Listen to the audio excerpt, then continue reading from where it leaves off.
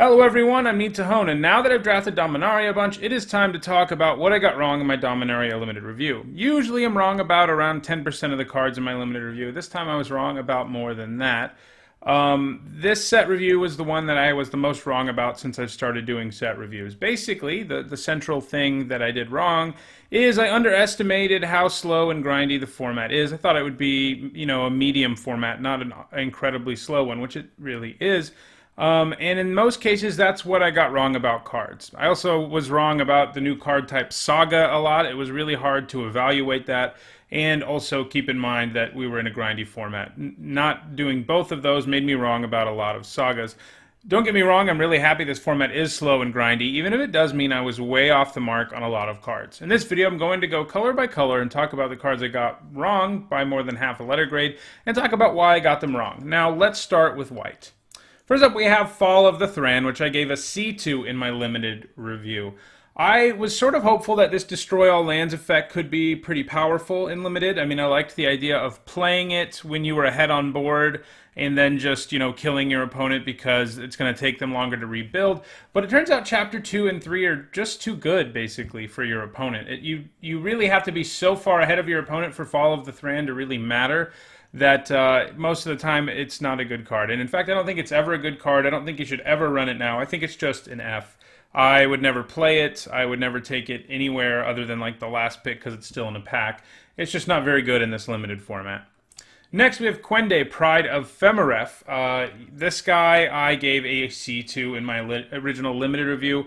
I didn't see him as having like a really impressive ceiling. I basically saw him as a 4-mana 2/2 with double strike, who occasionally would have a bit of upside, but it turns out there's enough things with double strike at common and uncommon in white, such as Jousting Lance giving things first strike, which I guess isn't white, but you know what I mean. Dub, which gives first strike, the 2-mana 1/1 flyer with first strike, the Knight with 2-mana 2/2 Knight with first strike, and so on. There's just so many white cards with first strike that I think he actually has a relatively high ceiling. I think he's like a B- in a deck that has a lot of first strike. And you don't even really need to have a lot. Like 3 or 4 cards that do it is enough for Quende to exceed expectations. And he's done that for me on several occasions. So I like Quende a lot more than I did originally. He's a B- to me now. Next, we have Invoke the Divine, which can destroy artifacts or enchantments, and I gave it a D as a main board card in the set review. And that's sort of the standard grave you give to like a disenchant effect. Like you'll play it in your main board, sometimes there'll be targets for it. You'll only do it though if you're desperate. But it turns out there are so many artifacts and enchantments at common and uncommon in this set that you just mainboard Invoke the Divine and it's a C. I usually run one of these in a white deck if I can help it, and I feel perfectly fine doing so. Next, we have Urza's Ruinous Blast. I mentioned getting the sagas wrong. I was also wrong about 3 of the 5 legendary sorceries. I overrated all of them, basically. I give Urza's Ruinous Blast a B+. But it's just not that good. I'm not saying it's a bad card, but a B+ implies that it's something you're really excited to first pick, and I would only first pick this in a really weak pack. The problem is, with all of these, it's not that easy to necessarily get a legendary creature or planeswalker into play, and the problem, especially with Urza's Ruinous Blast, as is the case with any board sweeper, is you want to be able to use it when you want to be able to use it, right? And the problem with all these legendary sorceries is sometimes you just have to cast them in a non-optimal situation because you're not sure your legendary creature will still be around. And doing that with a board sweeper is especially problematic, especially if you're actually losing more creatures than your opponent is. Still, I don't think it's a bad card. I've just downgraded it all the way to a C+. I mean, I would still play it in a white deck with like 3 to 5 legendaries and feel pretty good about it, but it does have significantly more downside than I gave it credit for in my set review. Now let's move to blue, where, again, I got a legendary sorcery wrong, this one being Karn's Temporal Sundering. I also gave it a B+. This one is, I think, maybe a little better than Urza's Ruinous Blast. This is because you can cast this, as long as you have a legendary creature in play, casting this is basically always going to be good. You don't have to find a really narrow situation where it's great, which you have to do with board sweepers sometimes. Taking an extra turn and bouncing something is almost always going to be good. So that's nice. The problem is you're always sort of like, sitting on the edge of your seat after you play this, and you have after you play a legendary creature and you want to use this on your next turn, and then if it's gone, you just can't do it. But again, I give it a C+. I may even be willing to push it up to B- because I do think it has a higher range of situations where it's good than Urza's Ruinous Blast. But yeah, C plus, B minus range is where it belongs. It's not quite a B plus, and I wouldn't first pick it except in a weak pack. Next, we have Relic Runner. So, this is a little common that I thought would be fine. I didn't think it would be bad or anything. I gave it a C in a deck that had a decent number of historic spells, basically. And I think like a D plus in a deck that didn't have very many. But it turns out this thing has a way higher ceiling. It is sort of a key card in blue-white evasive decks that run a decent number of historic cards. And in those decks, I think it gets all the way up to a B minus. Don't get me wrong, that doesn't mean this is first pickable, but the value of this card goes up and up and up the longer you're in blue-white especially, or any blue deck that has a lot of historics, and it can just represent an inevitable source of damage that can kill your opponent. I mean, if you have 10 historic cards in your deck, this card gets to be really good, and that's not an impossible thing to do. That does it for blue, which somehow I only got 2 cards wrong, but every other color I got way more than that wrong. So on to black. First, we have Caligo Skin Witch. I gave this a C-. I liked the idea of it being a 2-mana 1/3 early that could block, and I liked also the idea of mind-rotting your opponent with it late, but I underestimated just how good that was, right? So a 2-mana 1/3 in this format is actually a pretty solid blocker. You'll play this as a blocker early and feel good about it a lot of the time. It blocks a lot of the early creatures in the format and some of the later creatures in the format too. It blocks and kills saplings. And then when you cast this late, it's very good. This format is slow, and your opponent is almost always going to have cards for you to hit with Caligo Skin Witch if you're casting it on turn 6 with the kicker cost. Why I didn't give it a higher grade is because I was like, how often is your opponent still going to have cards in hand on turn 6? And I didn't think it would be often enough, so I gave it a C-. But it's pretty often, and it's a C+. You'll play these, I would be happy with 2 or 3 of these in basically every black deck I build. She's a great card, and you can also get her back with Soul Salvage and do it all over again. She's just really sweet, nice value card, basically a 3-for-1. Speaking of 3-for-1s, next up we have another Saga, this one the Eldest Reborn. I thought this card would just be too slow to be great. Don't get me wrong, I didn't say it would be bad. I thought it would be a solid playable, gave it a C, but it's far better than that. It is a card that a Saga that basically can spell the end of the game for your opponent. Granted, chapters 1 and 2 aren't anything super exciting, but you're getting a little bit of value right away. Sometimes you can play this and actually hit a really good creature, and that feels great. Sometimes you could kill a Saproling, and that kind of sucks. The chapter 2, a lot of times your opponent's going to discard a land, but you're getting all of this value, and it is relevant value, even if they're just discarding a land and sacrificing a Saproling, and that's the worst case scenario. You're at least doing something. And then chapter 3 is where things get really problematic for your opponent, because you get to put whatever the best creature is in all graveyards into play, and that is often game-breaking. I have found myself having to blow up an Eldest Reborn after chapter 1 and 2 have already resolved, in which case I've basically already given my opponent a 3-for-1, and that is awful. I've also played this and had it just win me the game. Sometimes you do want to side it out against a deck that's just filled with tokens, because that chapter 1 becomes so bad, and they're also not running that many creatures. But it's still good, and I think it's actually first pickable. I give it a solid B. It's the kind of little value card that can just win you the game, and I like that a lot. Next, we have Fungal Infection. I thought this would be fine, but nothing that exciting that you'd want to play in your black decks, but that you'd play from time to time, and I gave it a C-. It's way better than that, though. Obviously the Saproling deck, I think the green-black Saproling deck is one of the best decks in the format. It's a strong deck when you can really get it together.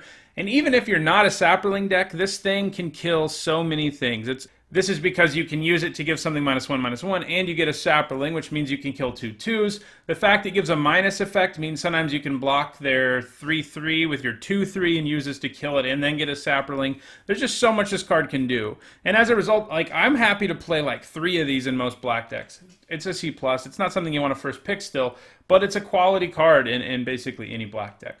Next, we have Whisper Blood Liturgist, who I gave a C+ to in my initial limited review, and this time around I think I overrated the card. Most of the cards on this list I underrated, I think, the majority anyway. Whisper's not one of them. I think I overrated it. I thought that all the Saprolings running around would make it easy to activate this, and that's true, but the problem is getting cards into your graveyard is not that easy, and creatures that are worth reanimating for this cost aren't that many either. What's more is it dies to basically all removal, and if you just paid 4 for this and then it gets Sheevan fired on your opponent's turn, that is an awful feeling, and that happens a lot. Your opponent's just getting so much tempo on you. That said, I don't think it's unplayable or anything, but I have pushed it all the way down to a C-. Next, we have the final legendary sorcery I got wrong. I think I got the red one and the green one right, so we're not going to see them. But this is the final one I got wrong, and it's Yawgmoth's Vial Offering. I actually think it's the strongest of the 5. It's good at basically any stage of the game as well, so having to find that narrow window where you can actually cast it isn't as painful, because you're always going to be able to, almost always going to be able on turn 5 to kill one of your opponent's creatures or planeswalkers and then reanimate one. And so, you know, it's good. I gave it a B+ like I did the others, but I think it's more like a B- just because of the sort of, the setup cost for these is so real. Still, this is the one of the legendary sorcery cycle that I feel pretty good about first picking and trying to make work, just because it's that powerful. Now on to red. So first up we have Fight with Fire, and I don't know how I underrated this card. I mean, I didn't say it was bad. I gave it a B, which means it's first pickable and a very good removal spell. But it's way better than that. And part of that is just how slow this format is. You end up kicking this way more often than I expected, and when you kick it, you usually can just win the game. And even if you're not kicking it, it's a very efficient removal spell. It also benefits from the presence of Get To Chronicler, who we'll get to in a moment, who allows you to get it back. And those two cards synergize so well together that you can basically single-handedly win a draft if you have like 4 Chroniclers and 2 Fight with Fires. I actually did that in one of the draft videos I recorded. I put up a 3-0 with a deck that was otherwise very mediocre, but Chroniclers and Fight with Fires were around, and I would cast Fight with Fire early to kill something, and then get it back later and dome my opponent for 10 or wipe their board or whatever. This format's slow enough for that to happen, and I think it's actually an A-. It's one of the best uncommons in the set. It's better than most of the rares and mythics in the set, and you should certainly first pick it. So, speaking of Get To Chronicler, he's next.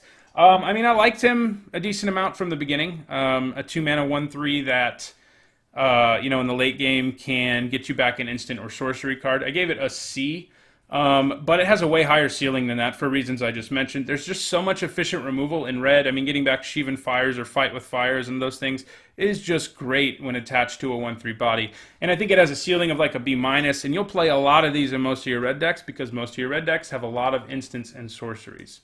Next up, we have Haphazard Bombardment. This was a card that when I did my set review, I admitted this is a hard one to evaluate. I could sort of see it being really good, but I could also see it being bad. And as a result, it was in the middle here, and I gave it a C+. Turns out it's good. This format, again, is slow enough that getting a 3-for-1 over 3 turns is actually worth it. In a lot of formats, that would be so slow that it doesn't matter, but in this format, it's very, very good, because games go on for a long time after turn 6 in most cases. I gave the card a C+ originally. Now I think it's a B. I think it's a first pickable card. It's excellent. It's the kind of card that can win games. I will say, just to talk about this card, when I've drafted it, I've had people ask me why I don't just play it and put counters on my opponent's lands. And the reason for that is that that's not a good idea in 95% of cases. And so I'm just going to explain why in this video just for a second here. The reason is land destruction in limited usually isn't good unless you're blowing up all lands. Of course, Fall of the Thrain is bad. The reason being, you can't really control your opponent and whether or not they're going to draw more lands. In fact, it's incredibly likely they do, and the lands you do destroy are irrelevant. Sure, if your opponent's splashing a color, if you know you can destroy that land, that's great. But the way Haphazard Bombardment works, you have a 25% chance of destroying that land in the beginning, and it goes up a little bit from there, but there's every chance you don't blow up their splash land, in which case it's bad. Sure, if you play this and your opponent only has 3 permanents and you put 1 on a land, that's fine, but all I'm saying is don't play this and put all 4 on your opponent's lands and expect that to win you the game. If you do that, there's actually a very significant chance you'll lose, because you just paid 6 mana for a spell that will not impact the board at all. And that's the real problem here. You have to impact the board, and what makes Haphazard Bombardment so good is not, it's expensive, right? But it impacts the board at the end of your turn. You're going to get rid of one of those permanents, and that should impact your opponent's turn much more significantly than blowing up one of their lands. So I'll stop talking about why I don't want to blow up lands in 95% of cases with Haphazard Bombardment and just say I underrated the card. It's really good, and don't blow up lands with it. Next, we have Skirk Prospector. So this is a reprint. It's one I had fond memories of from playing Standard and Extended back in Onslaught days, and maybe I overrated it a little bit because of that. I thought that the fact that it could ramp you would be useful, and I gave it a C. I didn't think it would be great, But it's worse than that. I mean, having to give up a creature to ramp up 1 isn't worth it in most decks. I think it's more like a D. It's the kind of card you'll run if you're desperate for playable creatures. And other than that, you probably shouldn't play it. So back to Sagas. This one is the first Eruption, and I gave it a C- in my set review. I didn't think it would be especially good, but it's worse than I thought. You know, it is actually a decent sideboard card against Saprolings because it can blow them up. But that's about all it is. It's not going to be good in your main board most cases. And as a result, I give it a D. It's the kind of thing you'll play if you're desperate for, like, removal. I mean, you could end up with a really interesting deck where the Chapter 3 on this basically kills none of your creatures, but that's so hard to do in Red. Like, and that's the problem with this. It just doesn't line up with what Red wants to do. You're going to end up blowing up all your creatures with Chapter 3 in most cases, and you just don't want to do that. There are, like, I guess there is a high ceiling on this card where you end up with a crazy deck with very few creatures who die to this or whatever, but that's not going to happen very often, and as a result, I give it a D. I was wrong about Red's other saga, too, the Flame of Keld, which I gave a C to. I said it would sort of be like Tormenting Voice with a little bit of upside, and that's sort of true. The bad part about this is you have to wait to play this until your hand's basically empty to really get any sort of value that's worth it. And waiting to do that is not the safest thing to do. This card is a card that would be better in a fast format where you can really just curve out, empty your hand, and then play this, draw some more action, and then have all your creatures do more damage or whatever other red source. But this format isn't fast, and as a result, this isn't great. Granted, it is a decent, like, late game top deck and everything because it's going to draw you some extra cards and stuff, but it's not a good card at most stages of the game. It's good very late, and that's basically it, because you're never going to have an empty hand before then. So I think it's another D. I mean, you'll play it if you're desperate for, you know, a card that can do some things, but it's not great at all. Next, we have Rampaging Cyclops. So I gave this guy a C- originally. I just didn't like the idea of a 4-mana 4/4 that can so easily shrink to a 2/4. And, you know, like 2/2/3s blocking it can just destroy it. And that's true. And in my review, I also mentioned it's a great blocker, which is kind of weird in Red. And the fact that it's a great blocker is more relevant than I thought, for one thing, because you want these games to go long, and it can sort of clog up the ground really effectively because it can block so well. And you can also back it up with combat tricks and removal. You can end up in plenty of board states where he can attack without getting punished for being blocked by 2 creatures. And as a result, I think he does jump all the way up to a C+. Now, don't get me wrong, he's not great or anything, but, like, I've had decks where I play 3 or 4 of them, and it didn't feel bad at all. It was perfectly solid 4-drop. I mean, it's no Rampaging Baloth, but what do you want from Red? It's not going to get the 4-mana 4/4 with Kicker guy. It's just going to get a 4-mana 4/4 with downside. But it is fine for Red decks. So now let's move to green. First up, we have Broken Bond, which, a lot like Invoke the Divine, I gave a D to, because how often are you going to have targets? Turns out you have them enough, and just like Invoke the Divine, it's a C. You main deck it. I wouldn't main deck more than one of either Broken Bond or Invoke the Divine, but you know, having extras in your sideboard is not a bad plan because there are so many targets for them. Next, we have Fungal Plots, which is just one of my favorite cards in the format. I just really love cards like this one. It draws you cards, gains you life, makes creature tokens. And I liked the idea, but I think I tried to reel myself in a little bit in my limited review because I was so excited about this card, and that's part of the reason I got it wrong. The other reason is, as is the case for most of these cards, the format is way slower than I expected, so a card like this really does grind you out a win a lot of the times. So originally I gave it an F in a deck that didn't have, like, Saprolings or in it, basically, and a C+ in a deck that could really get there.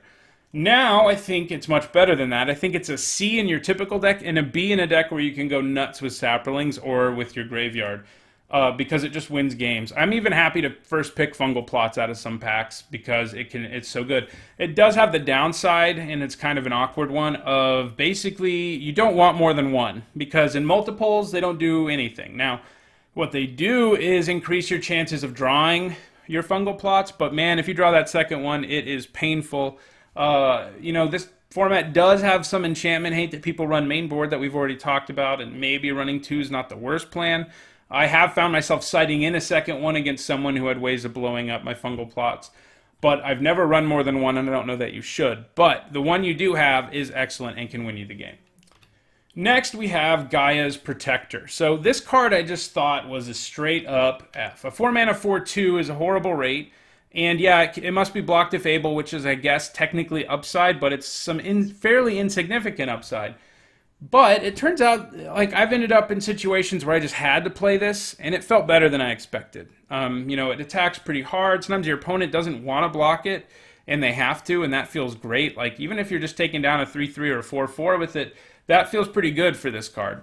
And don't get me wrong, it's not good. You shouldn't play it unless you end up in a situation where you're short on playables, and as a result, it is a D, but it's not quite completely unplayable, which is what I originally said it was.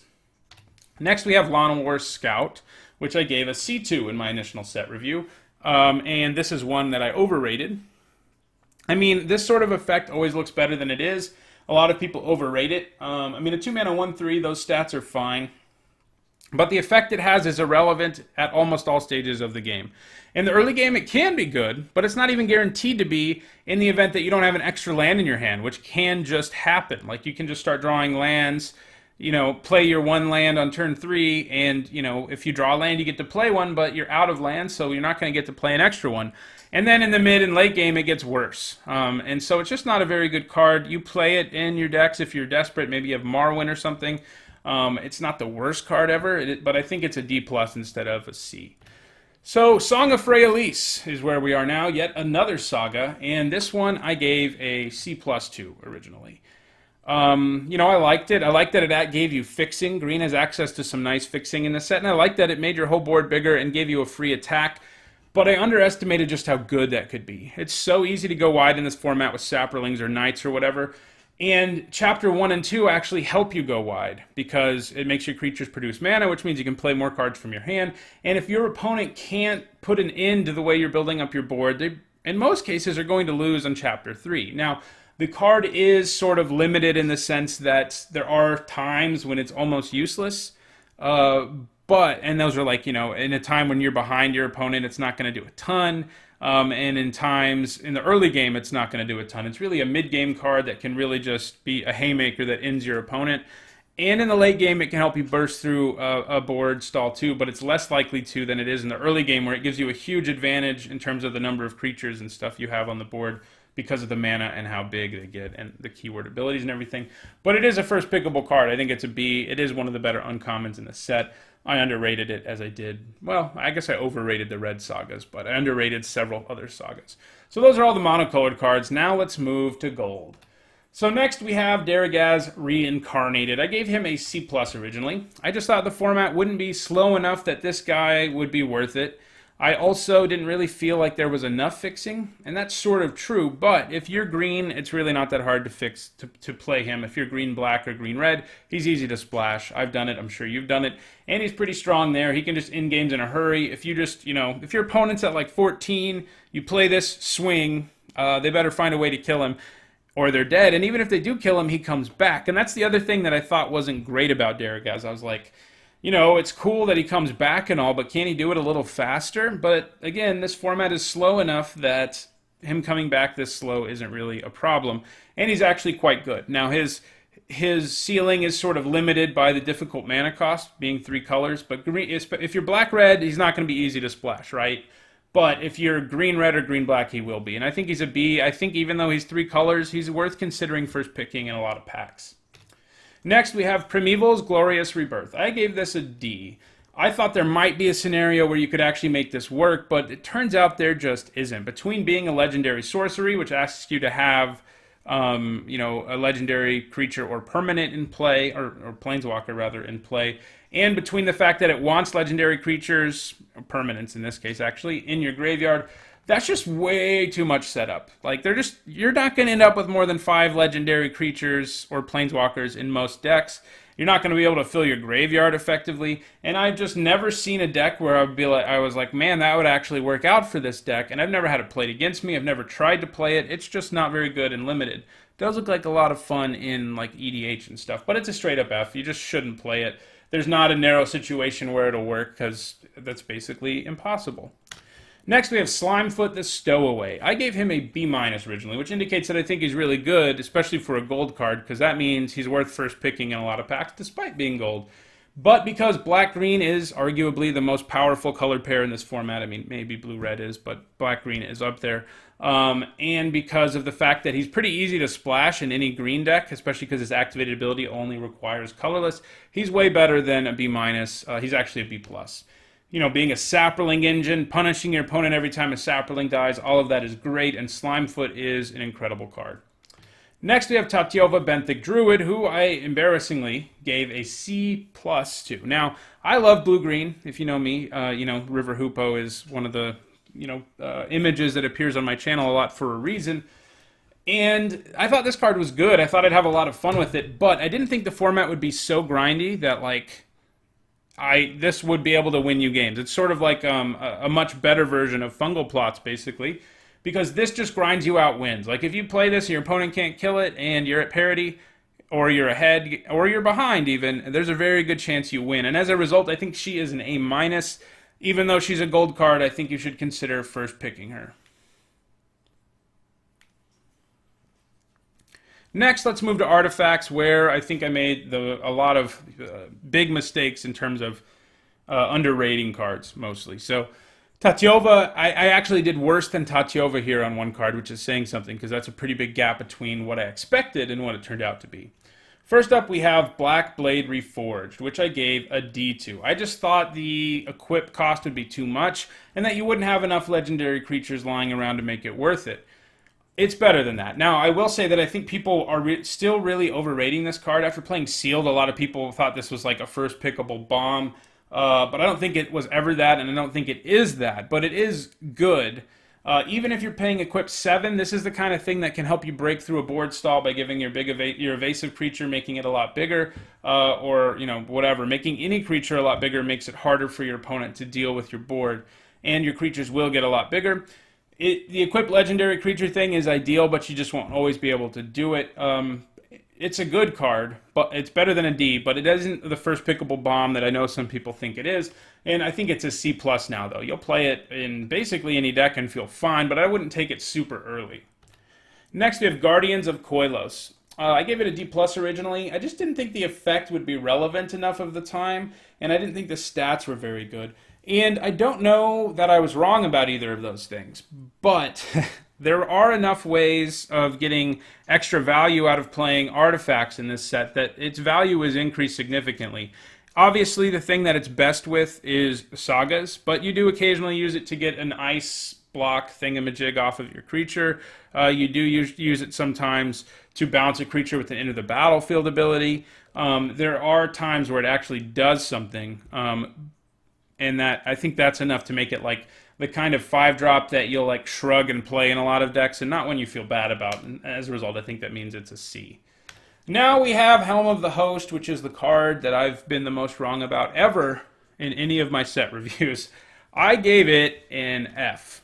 Okay, so many of you are like, how can you give it an F? It's going to be great. And my argument was, it's just too slow, right? Like, 4 mana, 9 total mana to get this rolling is just so much. And it is. But, again, this format is slow, very slow. And as a result, getting to that, playing this on turn 4 and equipping it on turn 5 is a very real thing you can do. Even though you didn't impact the board at all on turn 4, you're not going to get run over in this format. So once you equip it on turn 5, and if your opponent can't kill what you're trying to equip it to, things get ugly. So even if you manage to kill whatever has the helm on it, then they can put the helm on the copy and just keep going and going. Even if you're just copying like a 2/2 or a 3/3 every turn, that's eventually just going to win you the game. And the initial 9-mana investment is big, but over time, the more copies you make, the more value you're getting, the more ahead of that 9 mana you're getting.